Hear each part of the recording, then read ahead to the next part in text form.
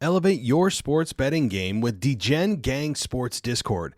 Join their community of expert bettors for daily tips, real-time analysis, and an exclusive winning playbook available 24/7. Their seasoned handicappers cover football, basketball, baseball, and soccer, providing deep dives into stats and exclusive picks. Enjoy a 7-day free trial and a 75% discount on your first month by using the code WINTERSALE. That's all one word. Don't leave success to chance. Redefine the game with them at wap.com/dgen-gang. It's not just betting, it's winning with the Degen Gang. Again, that's wap.com/DEGEN-gang. This is WWE superstar Drew McIntyre, and you're listening to the WWE Podcast.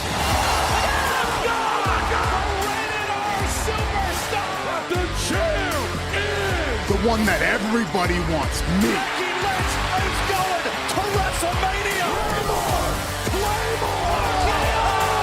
Austin 316 says I just whipped your ass. This is my iron. You're going to acknowledge me. All right, everybody. It is time to talk Monday Night Raw that took place last night in San Diego, California. A massive Raw, bigger than probably anyone could have expected out of a day one event. I mean, bigger than most pay-per-views. And that day one event led to a lot to talk about. Obviously headlined by The Rock's return and tease of the Roman Reigns match. Guys, let's put this to rest. It's happening. Whether you want it to happen or not, whether you think Cody Rhodes should be the person there or not, we'll dive into that at the beginning of the show in just a minute. But I want to welcome those of you who are new to the show. I got several new listeners over the last couple of days, and I think a lot of that has to do with the buzz around The Rock, and I'm glad you're here because this is a great time to jump on board on the WWE podcast. We have ad-free everything. I know that a lot of you that are listeners, even regular ones, are, you know, the one thing that you would change is you have too many ads. Well, you can get rid of that for $1 a month. Try us out, though. If you don't want us subscribe and really commit yourself to anything, you have a 7-day free trial on patreon.com/WWE podcast.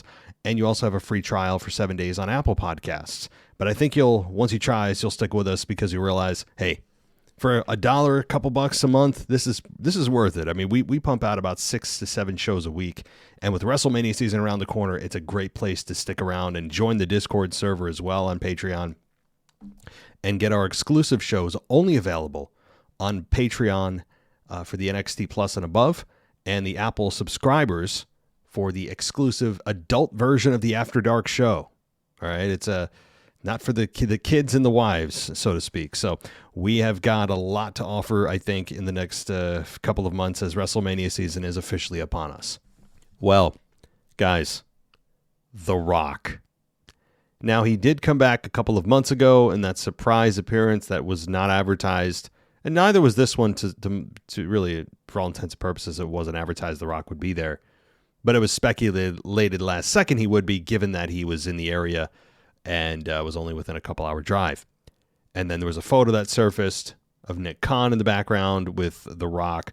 So, rumors circulated quickly. I downplayed it. I didn't think it would happen, but it did. And it was initially the Jinder Mahal return, as he is a former WWE champion. And then, my God, did you listen to the crowd? The crowd was just an utter, you talk about disappointment. It's a disappointment. The only kind of disappointment you get is when, that kind when you're a kid and you think you're going to have a snow day and you wake up and there's no snow. And you're like, what the hell? You planned on having the day off and there's like a dusting of snow or no snow. The weatherman got it wrong. You know, that kind of thing. Or you don't get the present you want for Christmas, the one you really wanted for your birthday as a kid. It felt like that kind of disappointment on adult faces for 15,000 of them in San Diego when they saw Jinder Mahal. And when he came out, unfortunately, it was spoiled for me before I saw the segment because I'm on social media. If you notice, I'm on X a lot more lately, trying to be more active on social media. But that said, it still was fun to watch, and seeing Jinder Mahal come out there and run down the crowd for 5 minutes and troll the crowd and sing our national anthem or say our national anthem in Punjabi, and then having us boo it, and then only to have him tell us that we just booed our own national anthem, and that he spoke it in Punjabi, and that we only hate him because of how he looks and how he speaks.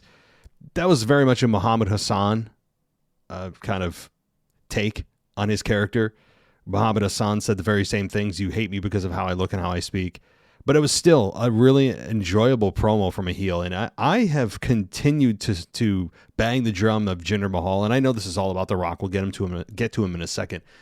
But Jinder Mahal, can we not give him credit here? I think there's more to him than we've seen, obviously, over the last 6 to 12 months.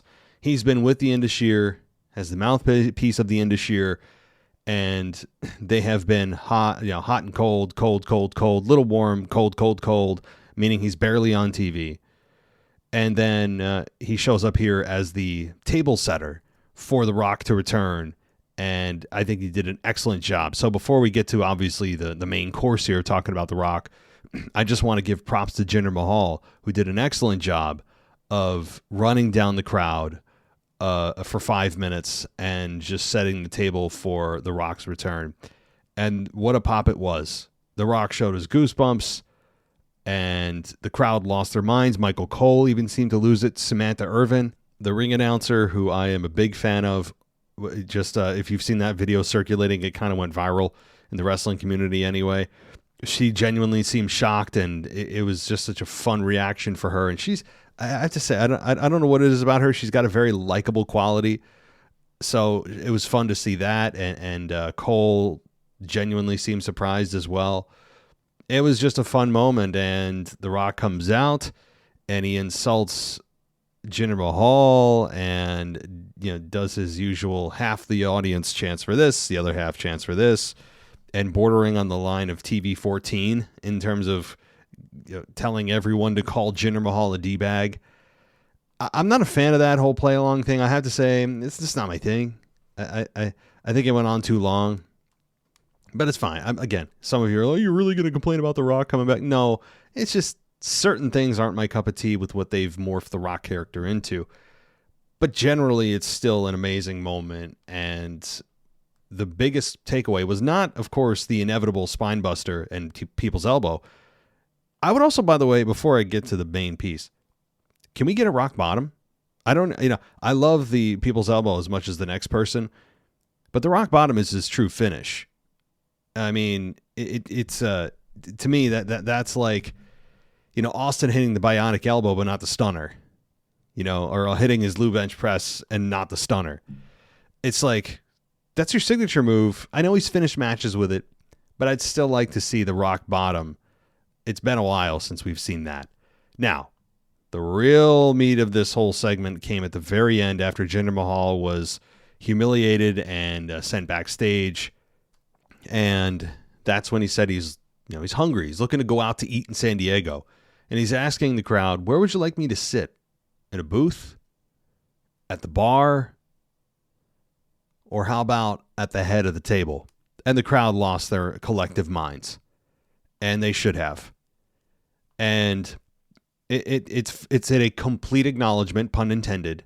This match is happening. Now, there has been a great debate on X about what the upcoming schedule is, because, and really funny memes about Cody Rhodes and how, there was a meme of Cody Rhodes smashing the throne when he was in AEW representing Triple H's throne, and Triple H on the other side saying, I'll never forget, or, something about holding a grudge.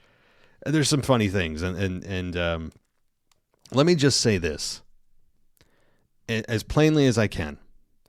While some people out there may think that for Cody Rhodes and for Roman's championship, it is a better idea to have Cody face Roman Reigns at WrestleMania 40. That it would be a better match from a wrestling perspective, and that Cody makes more sense to take the belt off of Roman, and it is more unpredictable if the belt's on the line. To which I would say, sure, yeah, he is a much more of a legitimate threat to Roman's belt than The Rock would be. Absolutely. Totally agree. Would the match be better from a wrestling perspective if you're only looking at the physical part of it? Probably in some respects, yes. They put on an awesome match last year at WrestleMania 39 in the main event. They did an excellent job. I understand all of that. But Cody's story, let me just say this. For those of you that are Cody supporters and are really disappointed he may not main event WrestleMania 40 now, Cody's quote-unquote finishing his story means he just needs to win the championship. It doesn't specify where. I know you'd like it at WrestleMania 40. I understand that. But Cody's story can be finished at any time. And it could be at the Elimination Chamber. Now, I know a lot of people are saying, well, The Rock could face Roman at WrestleMania or at Elimination Chamber. It's in Perth, Australia, and it, a 60,000 seat stadium. Wonderful. But you really believe, and I'm sorry, this is just the way it is.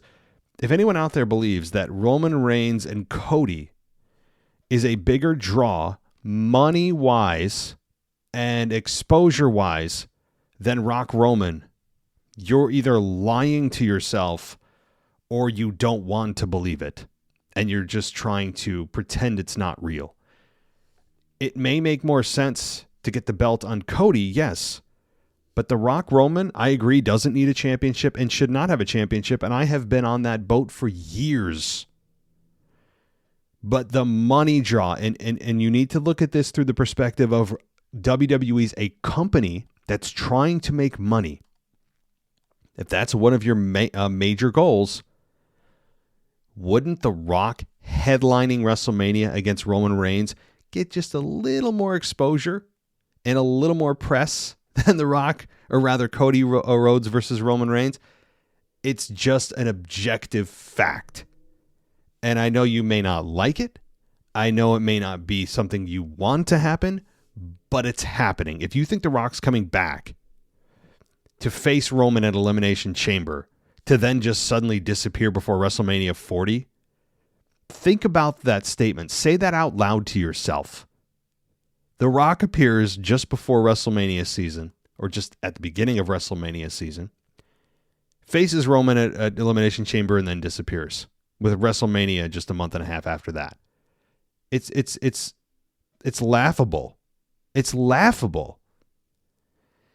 So I just wanted to say that. I mean, there's so much more on the line with WWE, and really more opportunity, I should say, with The Rock and Roman, with advertisers, which is their main source of revenue, who would want to get a piece of that. The Rock is literally the biggest star in the world, crossing sports, crossing entertainment. I don't mean sports entertainment. I mean literally any genre of sports, NFL, NBA, MLB, entertainment, movies, TV shows, whatever. He's the biggest star likely in both. He is a household name. Cody Rhodes, on the other hand, is a star in the wrestling world only. So that right there should tell you which would get more exposure. And you may not care about this. Oh, who cares about who gets more exposure? Again, WWE does, because they care about money. And if that makes you angry, welcome to the world of for-profit organizations. God forbid they're in the business of making money. So I just want to put that to rest. I'm not wavering. I'm not pretending that, might make more sense if, sure, if you were running your little wrestling company, or I was, would I put The Rock and Roman at WrestleMania 40? You know what? I would, but I would take the belt off of him and put it on Cody at the Elimination Chamber. That's what I would do. But how does Cody face Roman at the Elimination Chamber when you have The Rock clogging up WrestleMania if Roman was, or Cody was to win the Rumble?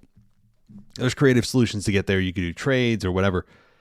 But I think that's what's still going to happen. You have Rock Roman at WrestleMania 40, the only way it can and should be. And you have Roman Reigns versus Cody Rhodes excuse me, at the Elimination Chamber after Randy Orton fails to beat Roman Reigns at the Royal Rumble. That's what I think. I mean, you still could have Randy win, but the odds of Randy Orton winning at the Royal Rumble are now decreasing by the minute. So that's what I think. I don't want to belabor the point, but it seems to be this big discussion or just this topic of contention lately on social media, particularly on X. And I just want to put it to rest. There's just no need to be cute about it. These people are trying to be creative to try to be the smartest guy in the room. It's like, this doesn't need to be overthought. Sometimes the simplest solution is the best one. Not always. Sometimes things are complex and you need to think about. This one's easy. This is a match. Now that I can officially talk about it, finally, I've been unleashed.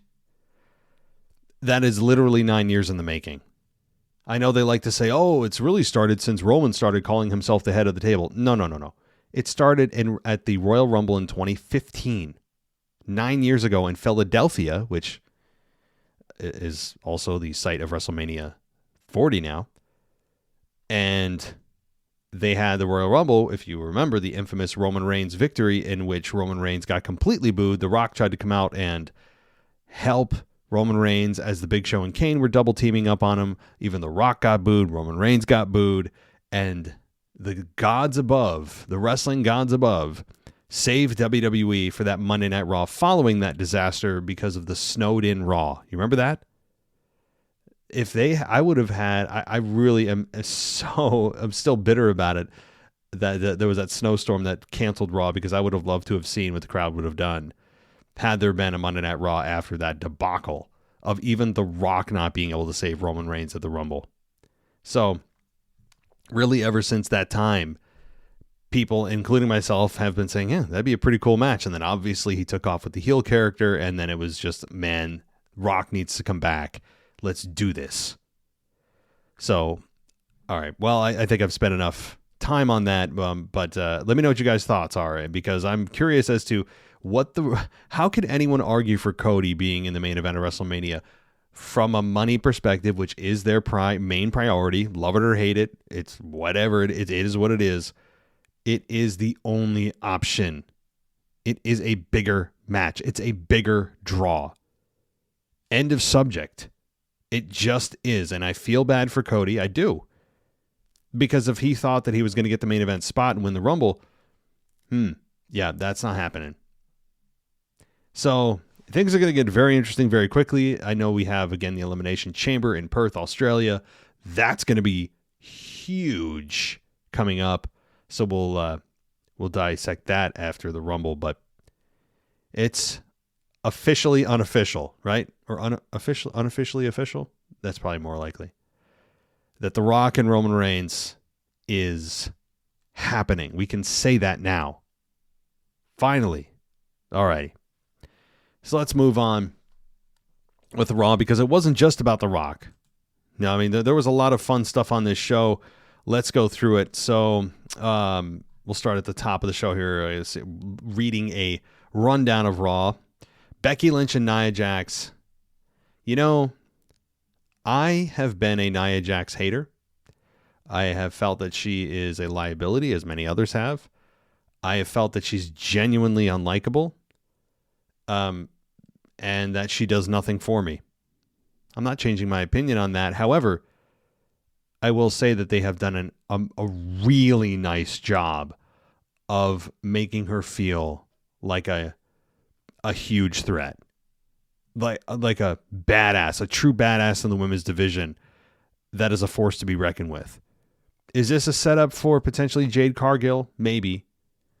But Nia Jax is a force to be reckoned with. She's going to be a force in the Rumble match. And this match with Becky Lynch was really nice. The video packages, really not just for this match, but throughout the show, were very well done.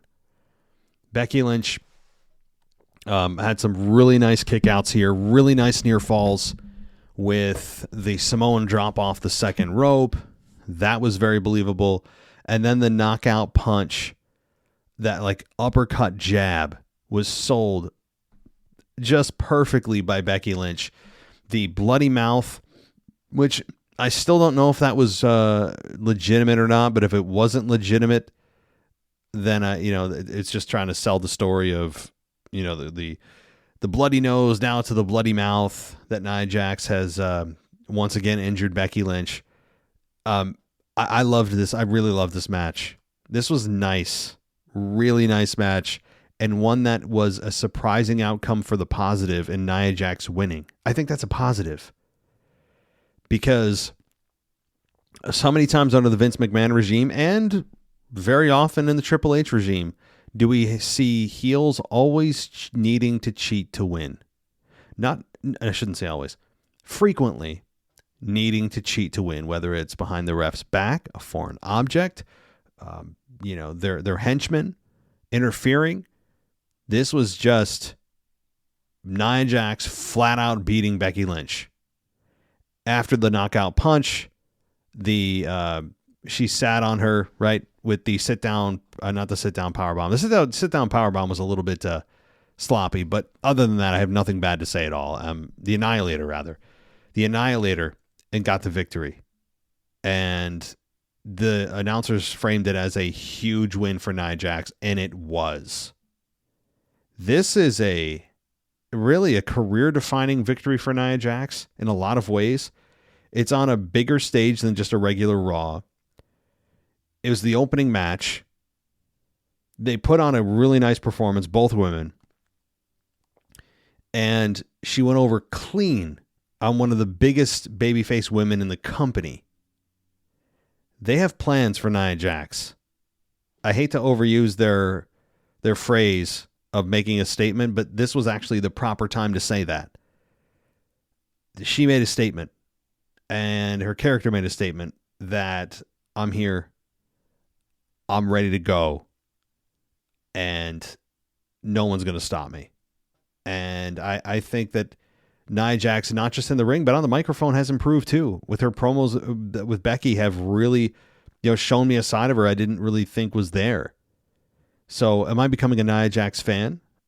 No. Okay, let's pump the brakes. All right. But I think that she's an enjoyable heel, meaning I still root against her, but I see now what they see. I see the value of her being here. So that's a step in the right direction. Really enjoyed this. All right. Then we get Mr. investment banker Cody Rhodes, who, just did everything he could to, I feel like, just annoy the crap out of me personally. I'm sure he's very concerned about me. And I felt like this was geared towards me. I felt personally attacked because not only did he come out smiling, the camera was on him backstage, following him to the ring, and he's smiling at like everyone that walks by. I'm like, you cheesy dork, right? And he comes out again, his character, guys. I'm attacking his character. He comes out and did his usual, what do you want to talk about? Which was just, again, no reaction outside the first part. You'll get a reaction because he says the name of the city. I could go out there and get a reaction by saying the name of the city. But then when he asks the question, no one responds. They just are. It goes from like a 9 to a 3. It's like, I don't know, Cody, what do you want us to say? Yay, right? When is he going to get it? He thinks it's a thing. It's not a thing. However, he then went for a 3 for 3 and spoke about having the privilege of being the first wrestler to welcome viewers to the day one edition of Raw. Again, this is not specifically on Cody. It's really on every time this happens. And I know you guys get me tired of me saying it, but I'm tired of hearing it.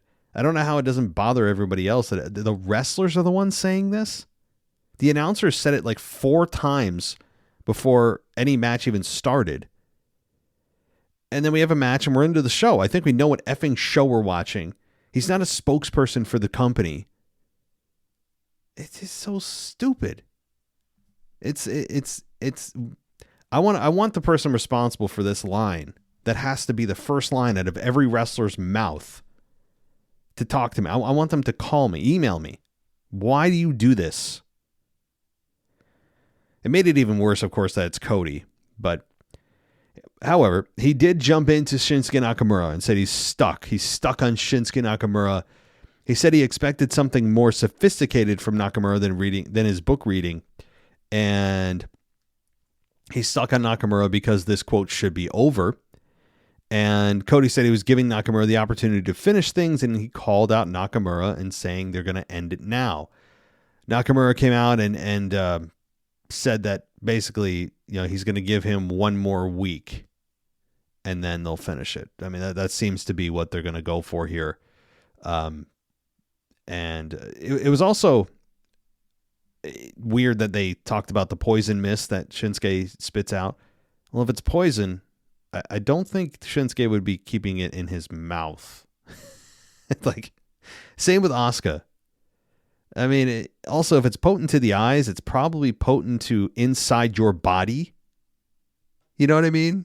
I mean, I'm not ranting on it. I'm not hating on it. I understand the visual, but even if you just like think about scratching the surface on that statement, just even thinking, not actually doing it, you're like, wait a minute. If it's poison, how is Shinsuke not vomiting blood?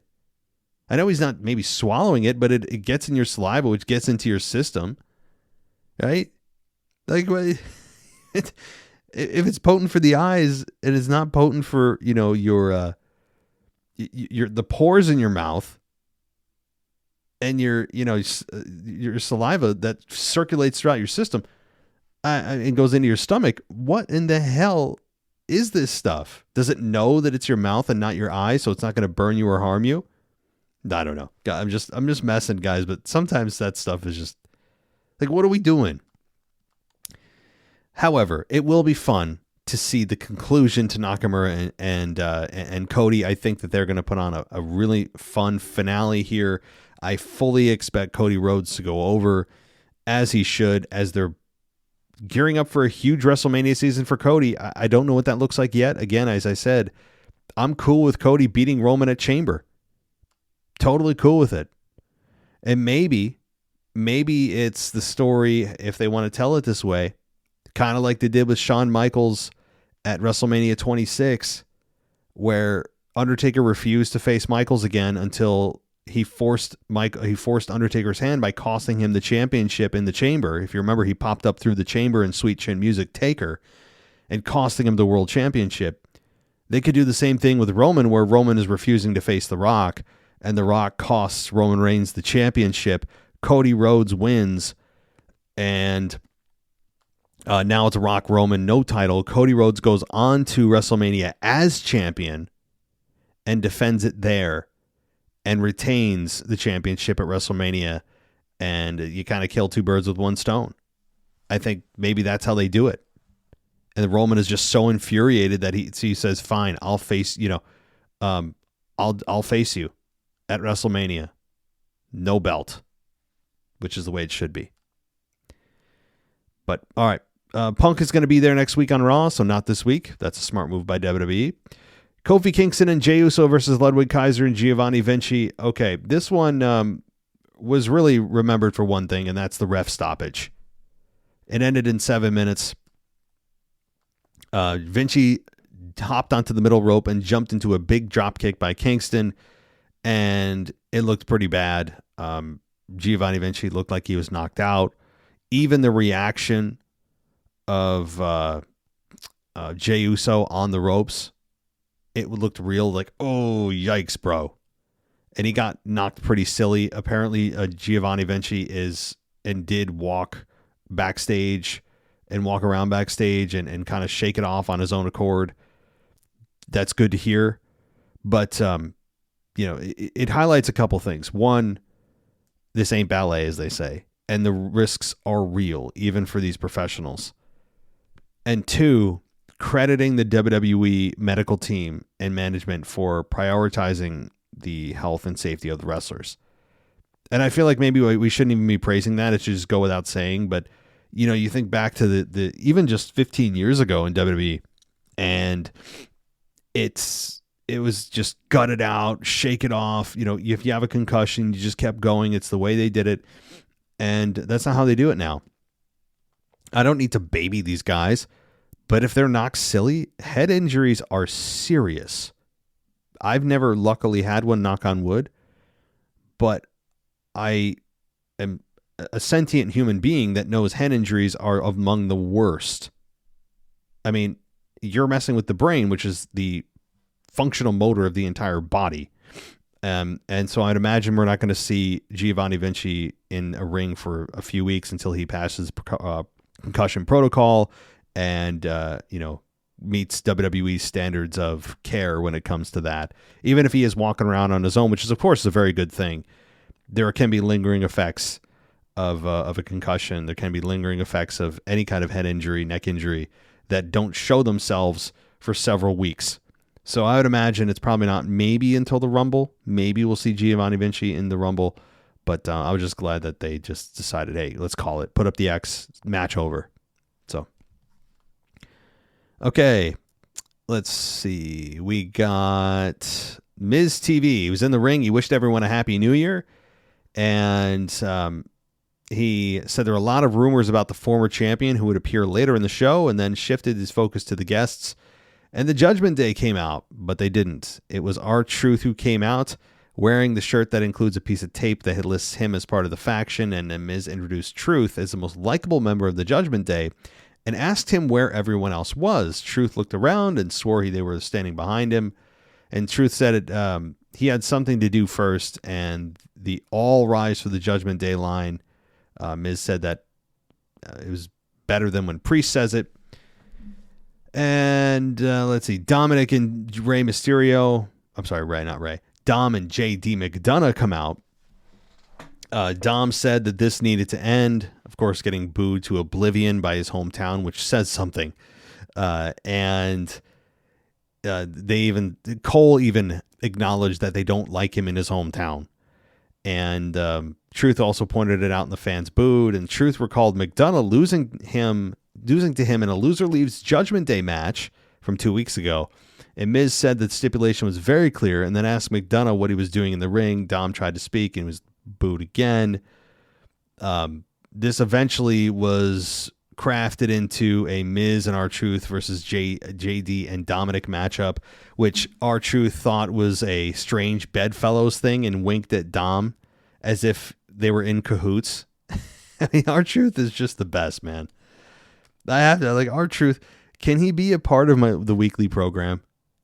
I mean, he is just such you're laughing with him, but not at him. Like, he's a character that you respect. He's a character that first of all, you can't even believe he's 50 some years old the way he moves around the ring. Can we do some kind of investigating? Can I see his birth certificate? I mean, he is a comedy character, but also can wrestle his ass off. So you're laughing with him, not at him. And he's just got the connection with the crowd that is really something that you can't manufacture. It just either happens or it doesn't. And for a lot of guys, it doesn't happen. Most guys, I would argue, or gals, it doesn't just happen. With R-Truth, it was nearly from the beginning. It just, the crowd latched onto him. He's just got this aura about him. He's got this likableness about him that is infectious, and you root for and laugh with. And I don't know, he's just an enjoyable character that at some point you would have hoped that they'd give him some kind of major title run, even for a short period. But I unfortunately think we're past that. But it's still good to see R-Truth, I have to say. It really is. And this match, though, ended in about 7.5 minutes, where R-Truth and Miz beat Dom and JD. The finish was McDonough held Miz's arms behind his back, and he encouraged Truth to hit him. Truth said he was sorry, and he told Miz he loved him, and wound up for the punch that hit McDonough after Miz escaped, and Miz followed up with a skull-crushing finale on McDonough and got the victory. So R-Truth did a callback to Ric Flair and Shawn Michaels in Ric Flair's retirement match, the infamous "I'm Sorry, I Love You, Sweet Chin" music that ended Ric Flair's career in WWE. It was just a callback to that. It fits R-Truth's character perfectly. It was all just well done. All right, what happens next? So then we got Ivy Nile and Rhea Ripley for the Women's World Heavyweight Championship. Really nice video packages, by the way, for both women. Video packages, while I don't need them to overwhelm the show, can be very, very effective when you don't have time or for one reason or another don't trust the talent yet to cut a A-plus promo in front of a live crowd, and you need to lean on video packages to get your message across of who they are, what they want. And Ivy Nile, that was a nice video package giving us a little background on her. Her gym workouts obviously are crazy. And then you get to Rhea Ripley, who's been just completely dominating the women's division. And there was a nice setup. It just at least builds a little interest of why these two women are fighting and why you should root for one over the other. So this match ended in 13 minutes. Pretty lengthy match, but deservingly so. In a match that I thought went pretty well. Kind of a Zoe Stark type of match where it's the underdog, not from the underground, but just the underdog, who gets some really nice hope spots, shines a little bit, shows the crowd what she can do. This is awesome chant did ring out. The German suplex from the middle rope on Rhea Ripley towards the end of the match was really it was brutal, but also sold well and still safe. And the finish was Nile going up to the top and diving at Ripley. Ripley had a vicious headbutt and then hit the knee strike and Riptide to get the victory. The match wasn't the smoothest, but I think it still accomplished the goal of showing us who Ivy Nile is. It's an introduction to Ivy Nile, and I think it still accomplished its goal. And I think that she can do. Ivy Nile had nothing to lose and everything to gain in this match. So, all right. Right, the right person won, though. I mean, there's nobody in the right mind I believe Ivy Nile would win, and nor should she. But, all right. Seth Rollins was shown backstage while Cole was hyping his world title match against against Drew later in the night. And Jinder Mahal, I already went through this. This is when the whole Rock segment happened with Jinder Mahal. So I already dissected that into a fine powder. And then we get Shayna Baszler and Zoe Stark versus Tegan Nox and Natalya. This match was quick, 5 minutes, 5.5 minutes. Shayna Baszler and Zoe Stark won against Tegan Nox and Natalya. The finish was Candice LeRae and Indy Hartwell were shown on a backstage monitor. Nox performed a flip into a top rope seated senton onto Baszler for a 2 count. Baszler then dropped Nox with a kick and covered her, but Natalya ran in. Stark super kicked Natalya. Baszler performed a German suplex on Nox, and then Stark hit Nox with the Z360 and got the victory. So, I have to say I felt bad for the women here. You go from the biggest star in the world to a women's tag team match of which, the fans aren't really hot on any 4 of these women right now. I kind of felt bad for them. Not an envious spot to be and to follow. It's just not. I mean, even if it wasn't for semi-cold women in terms of where they, their place on the card right now isn't exactly at the top. But even if you were semi-hot, you would get a very much muted reaction after all the energy was sucked out of the building with The Rock. So this was not an envious spot, one that I don't think we'll be talking about a whole lot after tonight. All right. Here's something we will be probably talking about here. Seth Rollins and Drew McIntyre for the World Heavyweight Championship. I made the prediction that Drew's going to win. He didn't. And I don't hate that. I still think Seth is a fine champion. I'm ready to move on, but apparently WWE is not. And their opinion's what matters. This was a really fun match. One that I think could have used even more time. This match went, let me look at the time, 18 minutes. It even could have gone, another 5 minutes.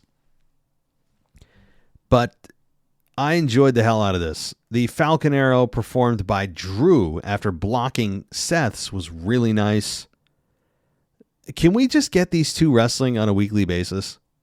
Can we just get like a default match with these two every week? They are just so good together. I love it. I love both of their styles. They mix well. Their near falls are crazy. The pedigree near fall was a lot of fun. The future shock DDT spot that you thought, I've seen Drew win with this before, made you at least think for a second, maybe. That was fun. Now, Damian Priest did come out here with the Money in the Bank briefcase, and he was accompanied by Dom, and Priest had Dom distract the referee and then hit Rollins with the briefcase. Priest told the referee he was going to cash in. McIntyre hit Priest with a Claymore on the outside of the ring, and then McIntyre suplexed Dom, essentially neutralizing the threat of the cash-in. McIntyre then came to the ring and hit a Claymore on Rollins, and you're thinking at that point, after being hit with the briefcase and then a Claymore, game, set, match. Drew wins, and it also is a kind of a heel victory because he's coming off of the unintended assistance by Damian from hitting Seth in the head with his briefcase after the Claymore. Oh my God, here we go. And I'm thinking, yeah. And it was not to be, as McIntyre went for the victory, but Rollins' foot was on the rope because McIntyre rolled him up too far. Now, Cole tried initially to play it off like Rollins had ring awareness, and he's the one that's responsible for breaking the count. And it was Barrett who actually corrected Cole and said, I think he actually rotated with the pin. And that's, I think, the story they're going with. That's a more telling story, is Drew over-rotating with the pin, which allowed Seth's legs to get tangled up in the ropes and breaking the pin. But Drew comes up short, and Seth Rollins wins, and he retains. Now, it's not the interesting question of where does Seth go. It's really, where does Drew go? What happens to Drew after losing again to Seth, essentially clean? What happens? I mean, this to me should be the transformation point for Drew, where he was still kind of towing the line. He said the fans turned on him, and I said he's officially been a heel, and he has, but he's been this kind of like respectable heel where he seems like he's still trying to do the right thing, but he thinks we're the ones that have turned on him, and he's been a heel. But where's the nasty Drew? Where's the one that kind of morphs into this evil SOB? And I think this could push Drew over the edge. And that's what I want. This is a character-changing loss. It may not happen instantly, but I think you're going to see Drew and his moral compass decline rapidly over the next several weeks. So I think this is a character defining loss, if that makes sense. There's going to be big ramifications for Drew coming off of this and losing another opportunity to win the world title. So that to me is the more interesting story, because Seth can go on and, he can have whoever in the Royal Rumble. Maybe he doesn't have a match at the Royal Rumble. Maybe it's just Seth in the Rumble. We'll see. We still have a few weeks to build. But I believe, to me, the more interesting character development is for Drew than for Seth. And there's a lot that they could do there. A lot. And Drew has become way more fun to watch. And I'm digging it. I'm digging it. And I just have to say before I wrap up, really since the Attitude Era, Ruthless Aggression Era, if you've watched back that far, and I know some of you haven't, you're newer fans. I'm 38 years old. I'll be 39 next month. And I have to say, and this isn't just me living in the moment of, it's fresh in my mind, so that's my emotions are amplified. As human beings, we tend to do that, right? Like sometimes we'll over-exaggerate what's going on now instead of looking back and getting some perspective of, well, I don't know if it really is, right? It's just because I'm in the moment, it feels more intense. But I will say this.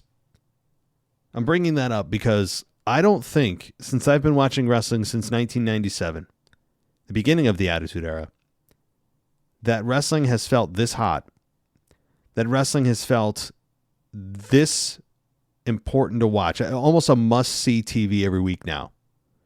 And this has felt this way even before WrestleMania season began, which really is the last several weeks and since the last pay-per-view, since Survivor Series, really. It has felt just almost back to what must-see TV feels like. And I haven't felt that way in a long time. There have been moments and stretches throughout WWE's existence after the Ruthless Aggression era ended where you felt like it was must-see, and there were stretches where it felt unbelievably boring and awful. And what are they doing and embarrassing? And this is the first time for an extended period of time that you are looking at this and saying, wow, this is an awesome time to be a fan. Think about all the returns that have happened. And it's not just because of the returns. It's not just because of the returns. Like you look at this and say, okay, you've got Punk back. That is something most of us didn't think would happen. Randy Orton's back after an 18-month injury. Roman Reigns is on a 3.5-year tear that, yes, is historic, as much as all of us wanted to just end. You've got The Rock back. Two-face Roman Reigns. Yes, I will say it with confidence at WrestleMania 40. You've got Cody Rhodes, who the fans love, who's on a journey to eventually capture the World Heavyweight Championship, or the one that Roman Reigns is carrying, which is more likely. You've got LA Knight on the rise, a guy that came from almost being fired to the fans elevating him to someone that nearly beat Roman Reigns for the Undisputed Championship a few months ago. All right. You have Logan Paul, who's come out of nowhere and proven that he can be whatever he needs to be in the ring and feel like it's his second home. Dominic Mysterio, who has shown he is maybe the biggest heel in the company. All right. You've got now the women's side of things. I mean, yes, you have some prospects on the outside looking in, ones that haven't debuted yet. You've got a potential Trish Stratus return for 2024. Becky Lynch is back on the rise. Rhea Ripley's having a career year. Charlotte went down with an injury, but then you have Mercedes Moné, i.e. Sasha Banks, maybe still signing with WWE. Maybe, although that seems more unlikely by the day. You've got a potential big debut from AEW and MJF. I know a lot of you think I'm wrong on that, and I very well may be, but it's fun to still at least think about it happening, because guess what? Whether you like it or not, it eventually will. Even if it doesn't happen this year, MJF is eventually coming to WWE. Okay, so that'll be a whole lot of fun. You have Triple H now in charge of creative. Kevin Dunn is gone from WWE, so you have a different set of eyes and different brain at the TV production side of things.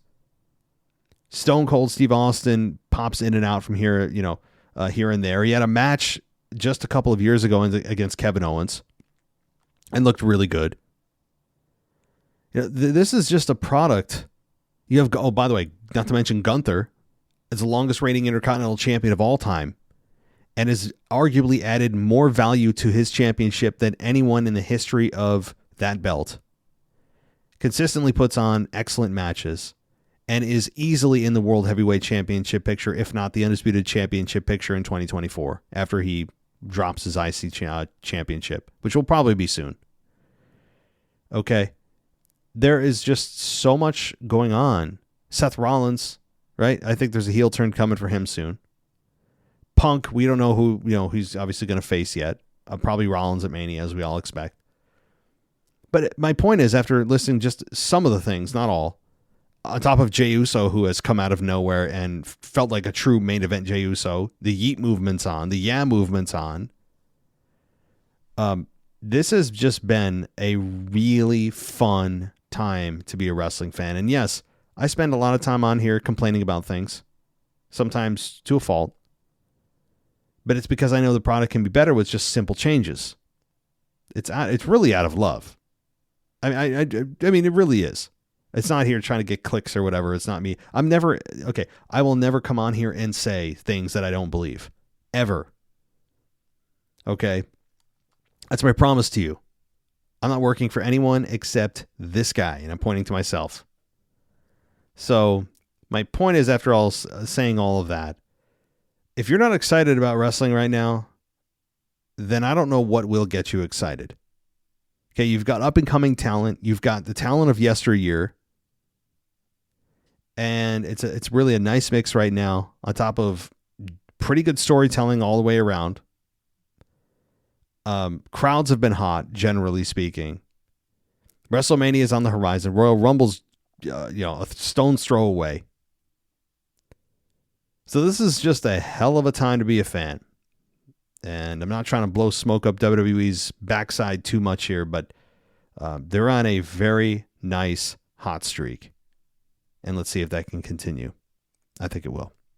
Well, that'll do it for me here on the WWE Podcast for the Monday Night Raw review. I hope everyone is enjoying their day. If you're listening to me at work, get back to work.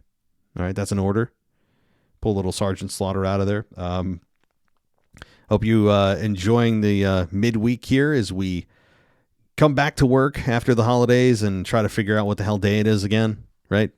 I said that yesterday. The time between Christmas and New Year's is just this abyss of time that is very perplexing to the human mind. I don't know what day it is, what time it is. Sometimes I forget my own name. I mean, I just sometimes during this time, it's especially if you have kids, it's just like, what, you're just in this whirlwind. So, this week is kind of the get back to your routine week. People are back to work. Your content should be back. Shows are coming back on your TV and all that. So, it's a good time, guys. It's a good time to take a breather after the holidays and take a breather with us here on the WWE Podcast as we guide you through WrestleMania season, which is now here. And it's going to be the biggest one we've had in a long time. That's not hyperbole. They say WWE says that every year, but this one truly feels that way. And we'll be here because you can join us on Patreon and go ad-free. Get access to a Discord server that's only available to patrons at patreon.com/WWE Podcast and talk to all the other fans of this show and of, more importantly, wrestling. That's only for patrons. But if you want to go on Apple, most of you, I think like 70% of you listen through Apple Podcasts. There's an ad-free experience there too. If you click the ad-free button and you get the exclusive show of the After Dark show, the adult version of the show that drops every single week, only on Apple Podcasts and Patreon. So check it out, guys.